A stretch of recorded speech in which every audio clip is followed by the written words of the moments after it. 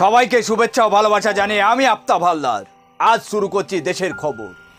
আজ বলবো ওয়াকফ বোর্ডের ক্ষমতা কমাতে মোদী সরকার শীঘ্রই বিল আনছে। লক্ষ কোটি টাকার সম্পত্তি নিয়ন্ত্রণ ওয়াকফ বোর্ডের ক্ষমতায় হ্রাস টানতে উদ্যোগী হয়েছেন মোদী সরকার। সেই জন্য ওয়াকফ বোর্ড আইনে বড়সড় সংশোধনের প্রস্তুতি চলছে। খুব শীঘ্রই এই সংক্রান্ত বিল সংসদে পেশ করা হতে পারে বলে সূত্রে খবর।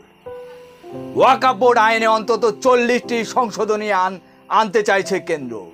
সংশোধনীতে যে কোনো জমিকে ওয়াকফ বোর্ড সম্পত্তি ঘোষণা ও তার দখল নেয়ার অধিকার কেড়ে নেয়ার কথা বলা হয়েছে বলে জানা গেছে। এই প্রস্তাবে ছাড়পত্র দিয়েছে কেন্দ্রীয় মন্ত্রিসভা।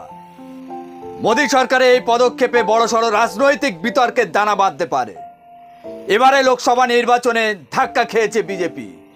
এই পরিস্থিতিতে ওয়াকফ বোর্ড আইনে সংশোধনীর মাধ্যমে গেরুয়া শিবির মেরুকরণের রাজনীতিতে শান দিতে চাইছে বলে মনে করা হচ্ছে। যদিও এক্ষেত্রে বিজেপির শরিক দলগুলির ভূমিকা কি হবে সেদিকে তাকিয়ে তামাম রাজনৈতিক মহল সহ সারা দেশ।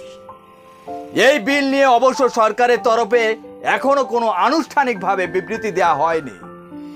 এই সপ্তাহে এই বিল সংসদে পেশ করা হতে পারে। ওয়াকফ বোর্ডের সম্পত্তি পর্যালোচনার জন্য নিরপেক্ষ অডিট নিয়োগ করতে পারে। এর মাধ্যমে কেন্দ্রীয় সরকারের হস্তক্ষেপে ক্ষমতা বাড়তে পারে।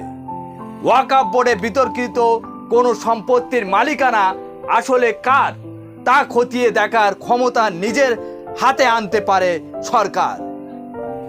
আজ এখানে শেষ করছি। সবাই ভালো থাকবেন, সুস্থ থাকবেন। Tata, bye bye.